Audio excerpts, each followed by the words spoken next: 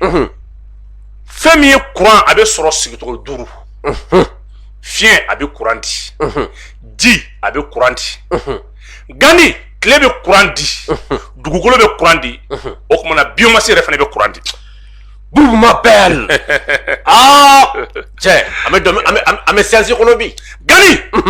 courant digo 5 ni ala n'a bɛ se ka courant bɛ sɔrɔ digo 5 min na ala ye Mali sɔn 3 la 3 sinon 4 na ah ne ka kuma bɛ mun kan n'ala y'i sɔn fɛn sugɔrɔma 4 na Mali man ka courant tigɛ don a ka diɲɛlatigɛ la courant man ka tigɛ Mali courant man ka tigɛ Mali la hali seconde 1 baro kun sɔrɔla ne fɛ oui ni yɔrɔ la n bɛ Seydou Lamine Traoré énergie ministre n b'a fɔ a bɛ ka contrat dɔ labɛn fɛn min ye tile ka courant di yɛrɛ ye 500 mégawatts a baara a kan k'o de ta k'o di Mali yɛrɛ bɛ min consommer courant na i b'a da dɔn ayi 380 mégawatts san kɔnɔ Mali mago b'o de la ah détail bon tile dɔrɔn ni y'an ka ministre yɛrɛ ministre Seydou Lamine Traoré o de tɔgɔ a tɔgɔ cogo di a bɛ ka contrat dɔ kɛ avec le système énergie renouvelable Gani a bɛ bɛn 500 mégawatts n'ala y'a latigɛ c'est que ala b'a kɛ ka sɔrɔ olu tɛ fanga la mais malidenw de b'a hɛrɛ sɔrɔ siga t'o la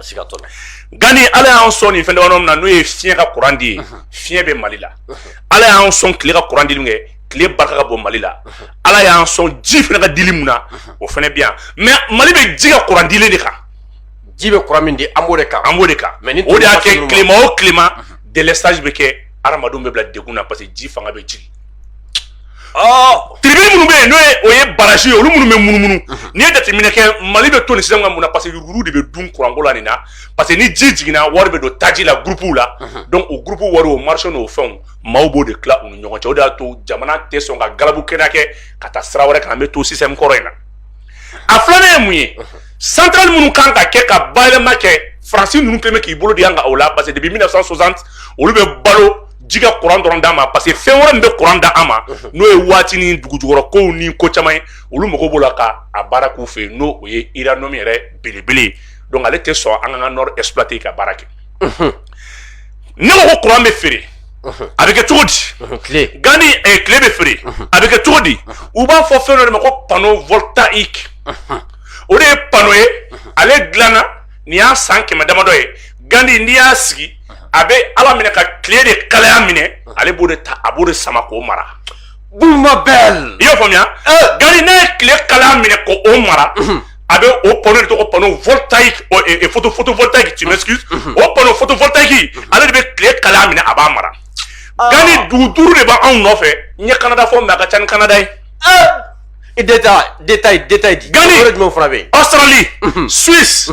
Canada Allemagne Cheikh Moro Jara tulo bɛ na nin wagati in na projet dɔ y'ale sɔrɔ ka waati la u y'a yira k'a fɔ nin waati yɛlɛma in kɔnɔna la Europe kɛlen bɛ ka gɛlɛya caman sɔrɔ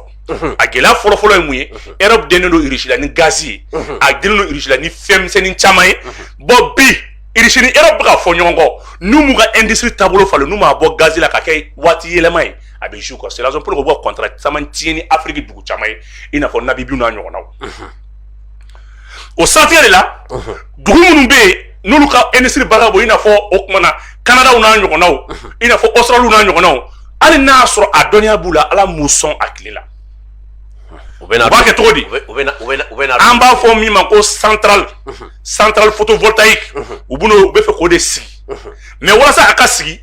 cɛncɛn ani tile min bɛ Mali nɔrɔ yan fan fɛ barika de b'a la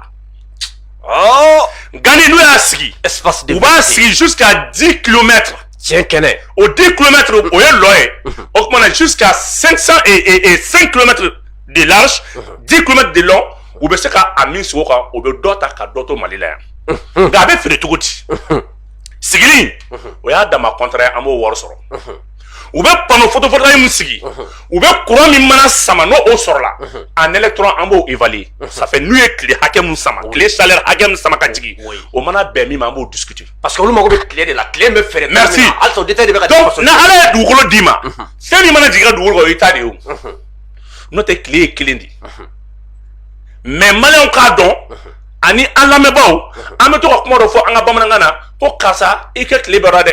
Mali yɛrɛ tile bɛɛ n'i tile don donc o kɔrɔ k'an bɛ se ka tile définir comme waati tile kɔrɔ ko waati donc o kɔrɔ ko waati de bɛ feere a kalaya sinon a tɛ i n'a fɔ k'an bɛ Mali tile de ta ko ka taa t'o feere o y'a sɔrɔ ala ka tile de fan kelen tile de don u y'a fɔ dɔw ye ka a lagosi finiko yɛrɛ dɔw kamana gɔnna olu ko bubu k'anw balo bɛ finiko de la ko kuma ko n'i ye tile feere k'an b'an ka fini bɛ ja cogo di Mali kɔnɔ yan walahi Gani ne y'a dɔn de la n ko mɔgɔ kalandenw ka jugu ne y'a dɔn de la n k'an ka baara in n k'a juguya ka bɔ an k'an cɛsiri Gani ala kana n fili finikola muso cɛ o de sera ne ma ko karisa ko ne b'e lamɛn ala y'i diya n ye ko nka ko an y'a mɛn k'e bɛna se Mali tile feereli ma ne muso dun ye finikola ye ko fini tile bɛna ja cogo di ko fini bɛna ja cogo di Gani ala ka hinɛ Amadu Tumani Ture la u ye ɲɔgɔnɛ k'a la Amoko la a ko assurance maladie obligatoire a nana kuma min na u y'a lagosi fo mɔgɔw marchera Amoko la mais bi Amo bɛ cogo di a ɲɔgɔn jigi sigi baara bɛ yen bon n'i bɛ kuma n'i ye jamana in ka hɛrɛ bɛ fɛn fɛn la se b'a politiciens ni maa wɛrɛw bɛ bɔ k'i lagosi de Gani ni nin kɛra kuma min u bɛ panneau photovoltaïque in de sigi tile mana bɔli min kɛ n'a farinyara o tuma na chaleur hakɛ mana sɔrɔ funteni hakɛ mana sɔrɔ o de bɛ mara o de bɛ an b'o de discuter maintenant olu b'a ta cogo di ka taa parce que ne ye Canada mun fɔ Canada ni Mali cɛ ça fait 9500 et quelques kilomètres o de b'an cɛ donc hali ni u y'a san u bɛ taa n'a ye cogo di Gani dumare dɔ de bɛ yen an b'a fɔ ma ko u b'o miroir de posi n'u y'o miroir in sigi ale de bɛ tile in ta tugun k'a bɔ panneau photo la k'a mara en électron ale b'i kura kan sisan ka minɛ ka ɲa a bɛ funteni sama sisan n'ale ye funteni sama a bɛ funteni mara u bɛ funteni ne ta ka taa sisan ka sɔrɔ k'o yɛlɛma k'o kɛ courant ye k'u ka industrie baaraw la kɛ n'o ye tile fɛrɛ la n ye tile fɛrɛ bannen pewu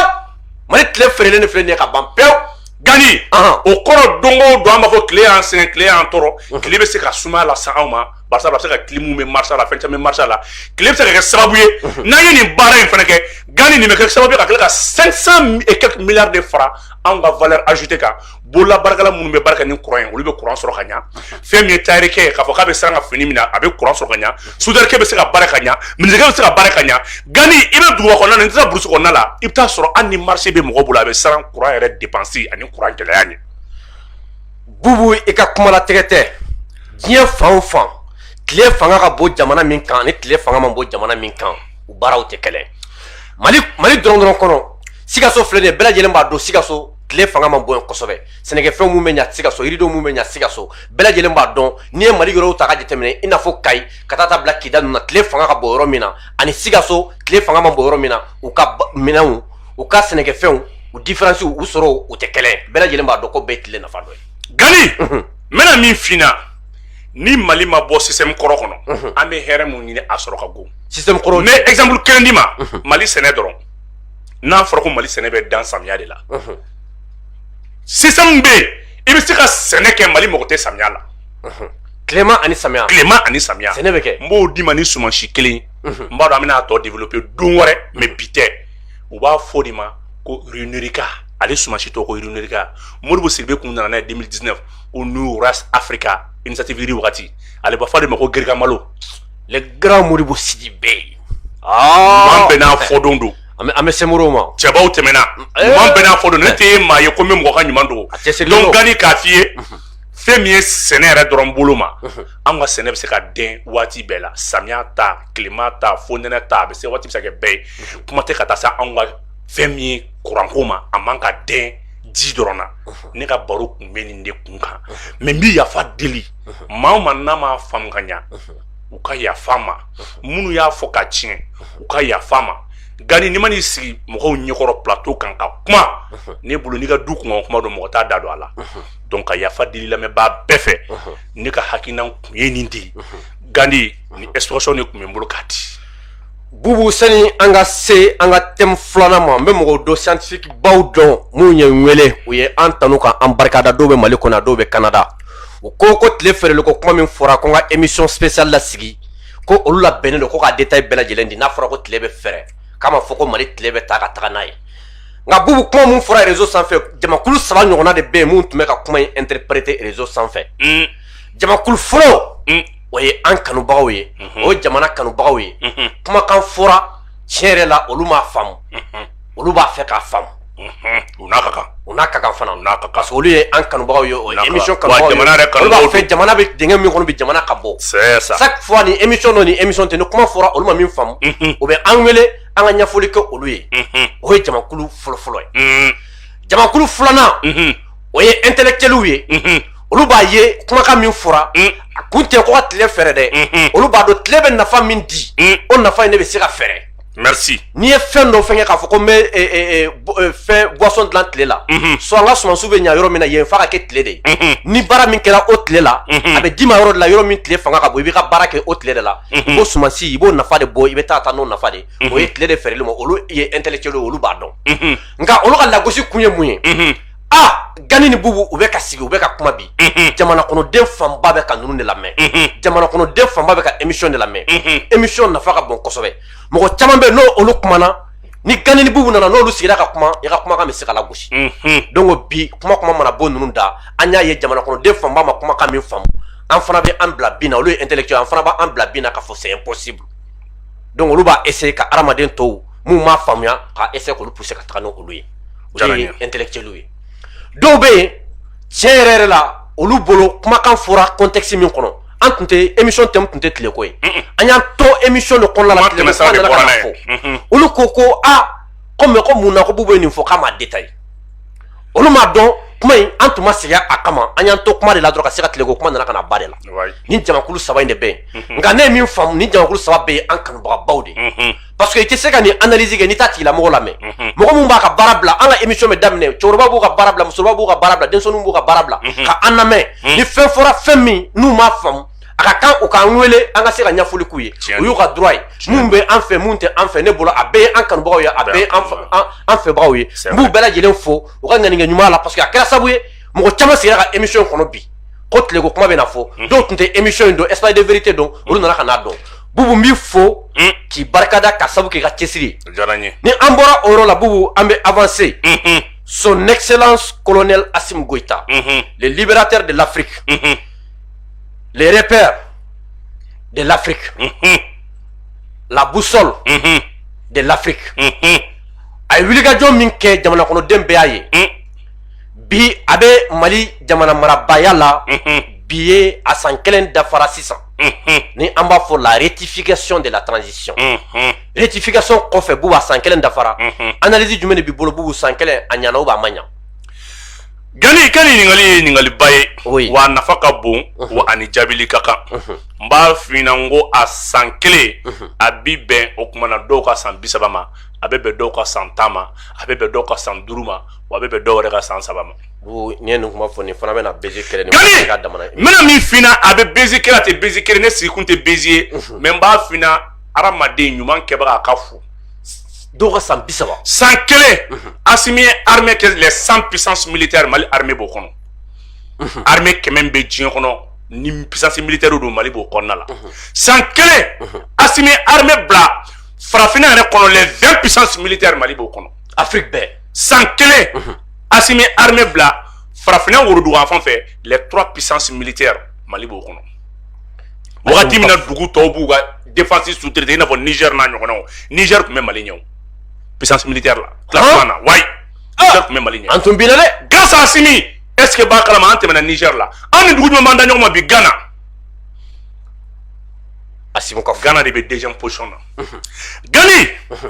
ni Assimi ka san 10 jateminɛ o san 10 kɔnɔ an b'a fɔ fɛn dɔ ma ko pankuru n'olu bɛ tali kɛ an ka sanfɛ kɛlɛkɛminɛnw na n'an b'a fɔ o ma ko armée de l'air o armée de l'air sigilen don sigicogo 2 kan n'an b'a fɔ ko escadron de chasse ani escadron de liaison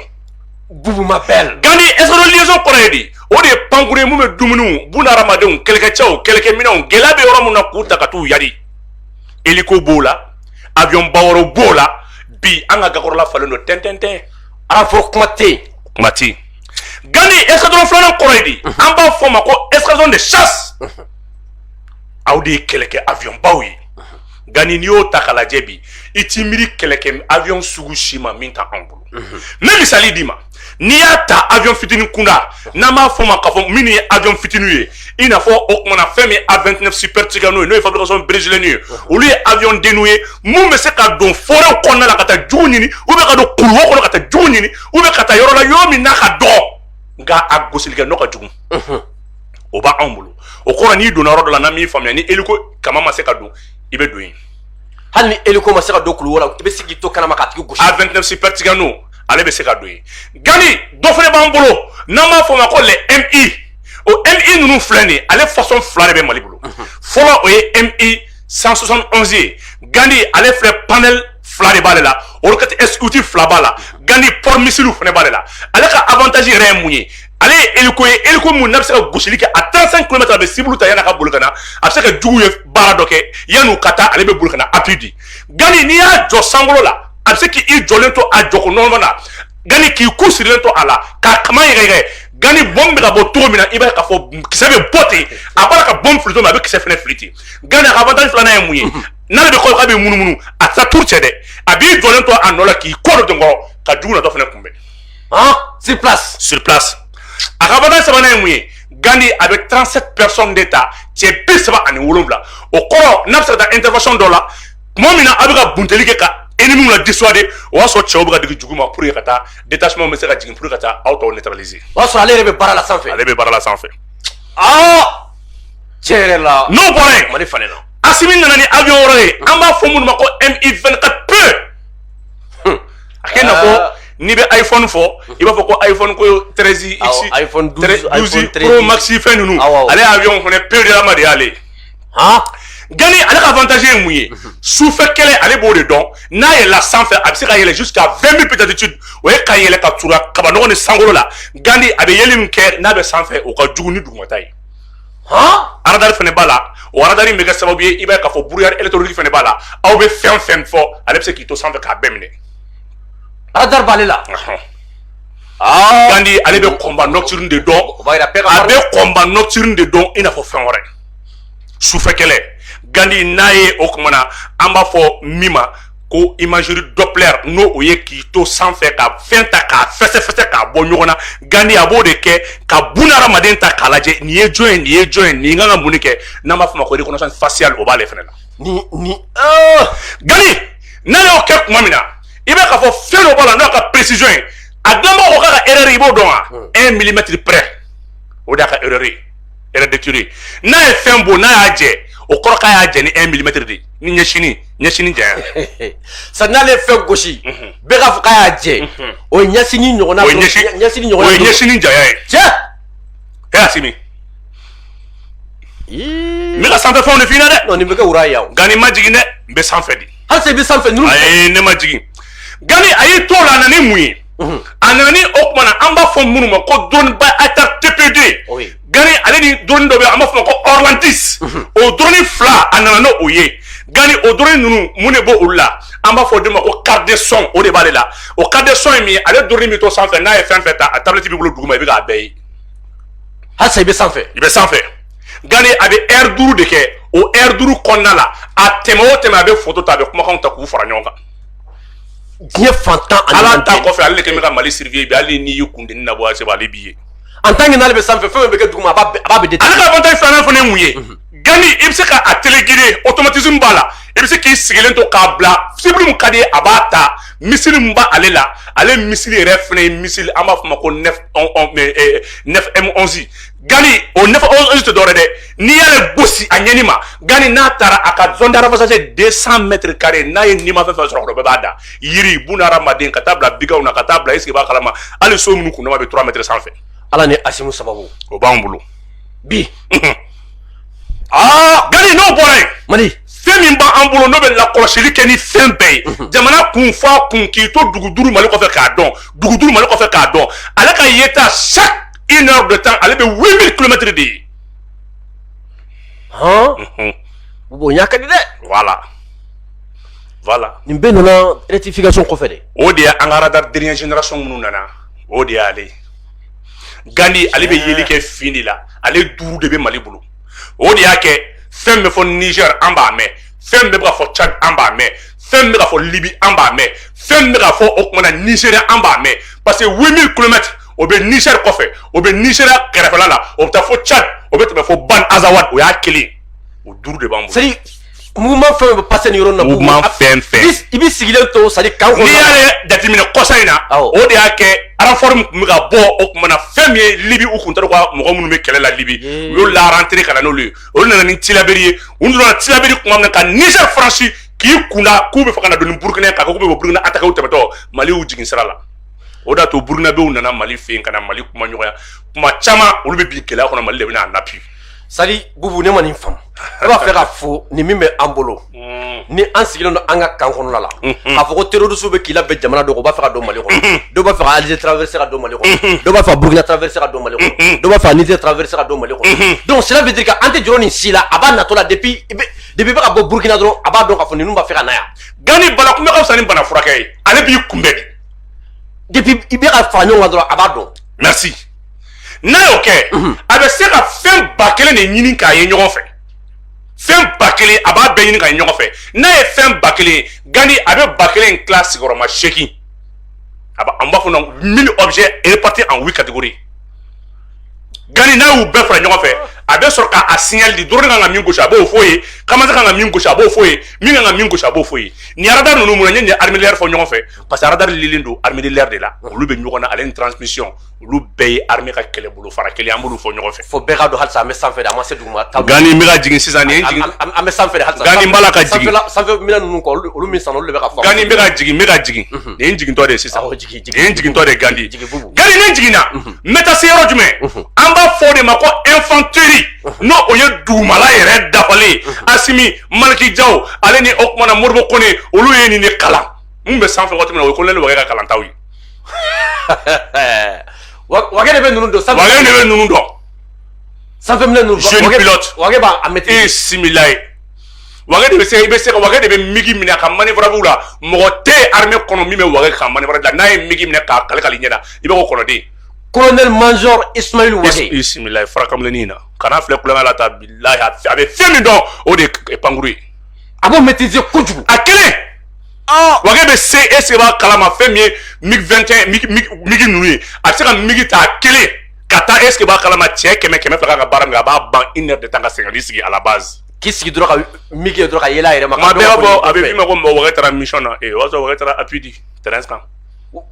ka bɔ a tɛ bureau fɛ ayi Wage tɛ bureau fɛ ka bɔ bureau kɔnɔ Wage ka bɔ bureau kɔnɔ ka taa mission na Wage b'o kɛ kuma bɛɛ ni force ninnu si tɛ bureau kɔnɔ mɔgɔ fɛ hali Maliki Jaw a b'a f'i ye kuma la k'a taara ci la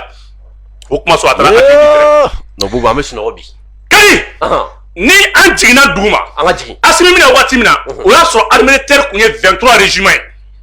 23 régiments mais bi armée de terre ye 30 régiments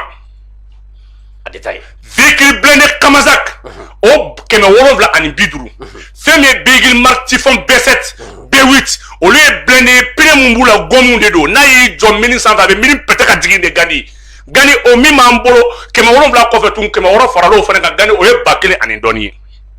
min tɛ se ka exploser nin y'an ye duguma kɛlɛ la Gani o kɛlɛbolo mun bɛ yen an b'o de tila yɔrɔma 3 an b'a fɔ o de ma ko section d'artillerie ale to yen san kelen rectification nin ye san kelen baara ye dɛ o section d'artillerie artillerie ye mun ye artillerie ye kɛlɛkɛminɛn de ye min n'a bɛ taa tɔɔrɔ jan fɛ ka kɛruni kɛ a bɛ se ka bin jamakulu mobili kulu ka taa bila est ce que b'a kalama dantanfɛn kulu o n'a ɲɔgɔnnaw a b'olu yɛrɛ kɛ yɔrɔ jan de fɛ ale ka baara ale tɛ walawala f'a ka kulu de ye merci n'ale ye kulu de ye ale bɛ se ka baara kɛ kulu de voilà o dɔw la Asimi nana ni fɛn mun ye ni Irisi ani Irisi ka bolo ɲɔgɔn nana n'o ye an b'aw fɔlɔfɔlɔ wele ko des camions équipés d'artillerie an b'a fɔ ma ko CACM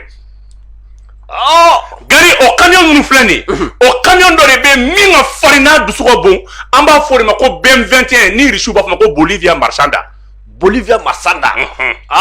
c'est ne Irisi kan ye dɛ Gani wo 40 de b'ale la oui o wo kelen kelen fɛn o fɛn bɛ yen a bɛɛ bɛ se ka ɲɛsin cible ma kɔrɔ k'ale bɛ 40 cible de gosi ɲɔgɔn fɛ ka aw bɛɛ jɔlen aw non ale tɛ ci mɔgɔ la a bɛ ci kulu dugu bugufiyɛw bigankulu est ce que b'a kalama motokulu mobiliw olu n'a ɲɔgɔnnaw aw faralen ɲɔgɔn kan a bɛ na dɔrɔn ka se ka bɛɛ yɛrɛkɛ un coup voilà n'a y'i ja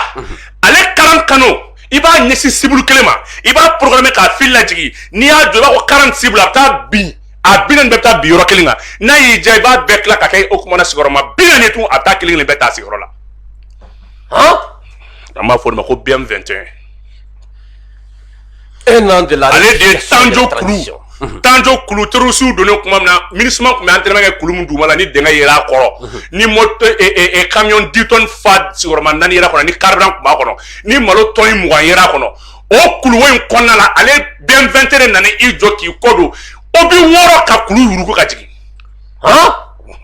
ka kulu gosi dɔrɔn ka se ka ale BM21 a ye baara kɛ min a ye baara kɛ T7 kuluwo kɔnɔ o tun bɛ don Niger n'u donna Niger u t'u kun bɔ Burkina n'u y'u kun bɔ Burkina Mali b'u gɛn Niger tuma min na o b'a sɔrɔ u bɔra Mali kɔfɛ ka don Burkina maintenant u bɛna boni ka boni gosi ka montreau gosi k'i kunna ka yɛlɛ douane kan ka tugun a bɛ ka munumunu k'u gɛn to o b'a sɔrɔ u bɔra u donna kuluwo kelen kɔnɔ Mali tun bɛ to tan ni ka segin de la ten. Iber mi bubu Iber mi an ka avancer Iber nana Iber mi jɛ nu y'a fɔ ye n ko sadi n ko bi ta ye nous préparons o kelen tuma min na ale BM21 nana k'u gosi u donna kulukɔrɔ tuma min na est-ce que i b'a kalama Cybertika n'o donn'u nɔfɛ Hélico 121 jɔ da la tigɛ n'o ka don fo i simina a ka n ko mi avion fitinin de don a bɛ don kulu kɔnɔ ka kulu janba a dɔn ka munumunu ka yɛlɛ Gani a ka jugu o de ma n'ale bɔra min bɛ da la o bɛ sɔrɔ kulu cɔ non non tɛ bɔcogo n ko hakili ko sida ni cancer bɛ congrès la i ni nɔfɛ sisan congrès n'olu ye balocogo t'i la o dɔw t'o bɔ cancer kɔni olu fana congrès ayi i b'a fɔ de bɛ fleur de bɛ firi kan BM21 ale de y'i jɔlen to ka T7 minɛ ka di Mali ma ale ni fɛn min ye MI Angaliko fila ye 2h25 minutes ça fait 9 ans France ni MINUSMA kelen bɛ ka na nin yɔrɔ la kori ko a tɛ se ka minɛ Mali y'a minɛ heure fila ale ni minute don damadɔ enjeu wɛrɛ tɛ yen dɛ BM21 fila ale ni migi fila kulu min France bɛ kulu min nɔfɛ pendant 9 ans la zone de 3 frontières Gani ale fana kɔfɛ artillerie saison d'artillerie kɔnɔ fɛn dɔ fana bɛ yen minnu de fɛ fo ko grade DM o grade DM ale ye lanceur roquette de ye Gani a ka avantage ye mun ye ale bɛ sigi a ka portée ça fait 10 à 20 km ale bɛ taa mun kama Gani kuma dɔ la ni terroriste y'i dogo ou bien ni jugu y'i dogo yɔrɔ dɔ la n'i ko i bɛna ni hélico mankan ka bon n'i ko i bɛna ni avion mankan ka bon o tuma na n'a i bɛna ale walasa ale ka n'i ye i bɛ nin fɛn de ta n'o o ye o tuma na fɛn min ye grade DM ye n'o ye lanceur roquette ye Gani n'i y'a programmé à 10 à 20 km a bɛ taa cible ta a jɔyɔrɔ la o tɛ bɔ a kalama tɛ bɔ a kalama o de caman b'an bolo o bɔnnen bɛ pop bubu halisa halisa ɲinɛ mɛ taa halisa quoi i b'a k'a fɔ fɛn min ye an ka hali bi armée ye marifa kura minnu nana an b'a fɔ dɔw ma ko PKM Gani ale ye arme lourde a gosi kelen 250 coups a b'o de bɔ ale de ye baara kɛ kosɛbɛ kosɛbɛ Sévaré ale bali kelen tɛ kun mɔgɔ kelen kɔnɔ n'a cira a bɛ don i kɔnɔ ka bɔ a bɛ se ka don mɔgɔ 5 kɔnɔ ka bɔ a ye kana se ka n'a cira car la i b'a ye k'a fɔ car arrangé kelen bali bɔko kelen a bɛ tiɲɛni kɛ ka taa o b'an bolo Assimi nana ka maillage territorial kɛ ka tila ka section kuraw créer o section kura la gendarmerie kɔnɔna la min n'an b'a fɔ ma ko ale de gendarmerie de bɛ wele est-ce que b'a kalama ko muso 3 den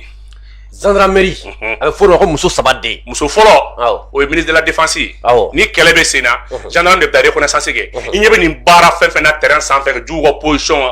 opération kɛlɛtigi opération mariko baara ka réussi gendarmerie ka rapport don o yɔrɔ la a bɛ bila ministre de la défense ka bolo kan a ba filanan ye jɔn ye ni an b'a fɔ ma ministre de la sécurité ni kɔnɔna gɛlɛyara a bɛ na ka na appui di polisi fana ma ye a ba sabanan ye jɔn ye o ye ministre de la justice ye est-ce que b'a kalama la mission de police judiciaire a b'o fana jouer tel que les brigades territoriales gendarmerie fana kɔnɔ o y'i sigi sigiden 3 PGM bɔlen kɔ a la u ye fɛn wɛrɛ créer tun an b'a fɔ ma ko garci olu bɛ sigi moto ba sen 4 de kan kwati ninnu kan Gandi denmisɛnninw de don ninnu ye kalan min kɛ Gandi a denmisɛnnin kelen kelen bɛɛ c'est des tireurs d'élite a bɛɛ kɛra major da ka permis a bɛɛ formation yɔrɔ dɔ bɛɛ ni jɔjɔn nana Algérie Maroc ni Tunisie ale ni Irisi la Garci Gani u b'u to moto sanfɛ moto bɛ ka taa a bɛ k'i gɛn tuma min na a b'a fɔ terroriste b'an tɛgɛ moto la cogo min olu fana bɛna moto la ten Gani u b'u to moto kɔfɛ ta bɛ ka tir kɛ hali a tɛ yɔgɔyɔgɔ ɲɛfɛta bɛ ka conduire ɲɛfɛta bɛ ka conduire olu bɛ kɛ moto fitinin ninnu kan o gendarmerie Mali olu to yen olu bɛ kungo kɔnɔ cɛ an ka kungo lafalen don sisan merci kungo lafalen don Gani i bɛna k'a fɔ Assimi armée dilan k'a bila tan Mali armée Assimi nani santiya an ka budget militaire taara 595 millions de dollars son excellence colonel a ma foyi bila kɛlɛkɛminɛ ye Assimi yɛrɛ cavalerie ni blindé de kalan a b'o dɔn bisimilayi Gandi a to yen maa tɛ kɛlɛ dɔn n'a ye Assimi bisimilayi Gani i bɛna k'a fɔ n'an bɔra nin na an tɛ ɲinɛ belebelew fana kɔ taa n'u belebelew tɔgɔ ye bubu olu ye jɔn ye la police malienne la police nationale bubu polisiw ka fɔ dɛ Gandhi. Boubou yan koni tiɲɛ la ka di n ye an ka polisiw fo kosɛbɛ. Gandhi u b'a fɔ opération de ma ko fiɲɛ kura o opération fana ɲɛmɔgɔ bɛ polisiw de fana bolo o polisi in fana kɔnɔ i bɛ taa sɔrɔ brigade sergent minnu fana b'o kɔnɔ o b'i sigi sigiyɔrɔma 3-4 na. fiɲɛ kura. polisi bolofara dɔ bɛ yen. turubiyɛn fana t'olu ta de. non o turubiyɛn n bɛ na dɔɔni u bɛ opération 2 de kɔnɔ. Gandhi o polisiw fana Gandhi Assimi olu armée k'u équiper ka se niveau ma u ka bolofara min bɛ yen est ce que b'a kalama n'an b'a fɔ o ma ko brigade anti criminalité est ce que b'a kalama Gandhi olu de fana denmisɛnnin baarabaw don i b'a ye k'a fɔ u bolo sigilen don u ka pote olu bɛ min kalan entraînement na fɔ o ma ko yoka. la police malienne. voilà yoka i b'o dɔn o ye armée. a n tɛ yoka dɔn. n bɛna yoka f'i ɲɛna Gandhi ko n'i k'a dɔn. donc Bibi Buta kɛ. mɔgɔ min bɛ yoka kɛ ka di yɛrɛ yɛrɛ de. mɔgɔ min bɛ yoka kɛ ale b'a sigi ale concentration de ye baki élément de bɛ se k'a sigi k'i lajɛ i bɛna k'i ka marifa d'a ma ale t'i k'i yɛrɛ hɛlɛ dɛ. yoka Gandhi n'o bɔra BCB brigade sociale d'intervention olu de bɛ kɛ motobaw kan. m'olu ye kelen kelen olu kangulolen don bi hali olu muso t'u yelen don mɔgɔ si t'olu yelen don Gandhi. cogo di. Yo kangulu bu na. Gandhi que ça soit la défense et la sécurité Assimi kan ka foli. Boubou Mali policiers bɛ foli min da ne kan circulation na. Ni de ye anw bila Gandhi ni nani santier ni de ye Mali kunna kun 1,241,000 et quelques kilomètres carrés bi ali ni ɲɛsi bina i b'a ye ni radar ni de y'i donnen to ka tigɛra o dongo u ye hélico 25 commandos terroristes est ce que b'a kalama k'u b'a jigin tɛngɛrɛla ka don Mali kɔnɔ. tɛngɛrɛla kelen kelen. radar ye rouge wala tɛ ŋɔrɔ ka kule. donc ni radar kule dɔrɔn o b'a yira ko danger bɛ yen. voilà Gandhi mais ne mana miiri en 10 mois ninnu ye nin kɛ an ka enquête judiciaire dɔ bɛ sen na Mali juge ye dɔ interpellé k'a ɲininka tiɲɛ bangetɔ don ça c'est chose de la un coxeur russe. awɔ. sans blindé kɛmɛ in sanna mɔgɔ min bolo. Boubou Kane t'a dɔn blindé ko kuma blindé kɛmɛ. Simila ye blindé kɛmɛ a bɛnna 100 milliards ma o kɔrɔ blindé kelen bɛnna est ce que b'a kalama 1 milliard ma blindé ninnu i b'a da dɔn a rêve prix normal ye 285 millions. 285 millions o fɛrɛla jamana ma 1 milliard. 1 milliard. o de ka dun sɔrɔ. Gandhi tellement que Mali justice kan ka fo nin yɔrɔ la ni milliard i b'a kalama civil dɔrɔn ni marché traité k'a marché bɛɛ kɛ ka na n'a ye blindé kɛmɛ ka na n'a ye ka tila k'a wari bɔ cogo la a dossier wulila k'a jɔ k'a ban pewu jaba ko justice ka kuma justice kun bɛ ka fɛn min ye Russie min kun bɛ intermédiaire la ko la parce que i b'a ka fɔ n'u bɛ taa minɛn san u bɛ taa minɛn san Biélorussie u bɛ taa minɛn san Ukraine u bɛ taa minɛn san coxeur de bolo deuxième guerre mondiale kana ni kɛlɛkɛminɛn mun ye u b'olu ta k'olu ko k'olu jɛ cɛ ninnu tɛ hinɛ diɲɛlatigɛ la. u tun tɛ ka se Poutine n'a ka maaw yɛrɛ ma. u tɛ se état o t'o kɛ dɛ. u bɛ taa minɛn kɔrɔ de ta k'o ressort falen ka na n'o ye. Sadio bɛ minɛn sɔrɔ tɔgɔ dɔ. o de y'a to n bɛ min ɲɛf'i ɲɛna mɔgɔw dɔw taara u yɛrɛ ma mɔgɔ si m'u tɔgɔ fɔ. k'aw taa tɔgɔ de Boubou ka boli yan. e bɛ jɔn na i mana min wula ko k'ale taara ci la de ci tɛ ban u tɛ na. jamana kɔfɛ yan. o ko bana est ce que b'a kalama coxeur min tun bɛ ale interroger a ye kuma ta de long k'a bɛɛ ta k'a ɲɛfɔ tribunal mɔgɔ ye justice ba ninnu an ka juge ba ninnu minnu ye Jean-Yves Le Drian convoqué. oui Boubou an k'a ka se Jean-Yves Le Drian ma sanni an ka se armée ka exploit. donc Gandhi k'a f'i ɲɛna armée dɔrɔmɛ kelen n'i sera a ma i ni Assimi bɛ ɲɔgɔn na.